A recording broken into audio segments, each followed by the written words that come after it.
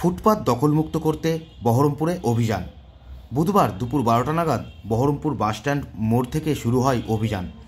ফুটপাত দখল করে যেখানে সেখানে গাড়ি পার্কিং, যেখানে সেখানে গজিয়ে উঠেছে দোকান। এদিন প্রশাসনের পক্ষ থেকে অবৈধ পার্কিং তুলে দেওয়া হয়, পাশাপাশি ফুটপাতে অবৈধভাবে দখল করে থাকা দোকান তুলে দেওয়া হয়, পাশাপাশি ফুটপাতের পাশে ব্যবসায়ীদের সতর্ক করা হয়।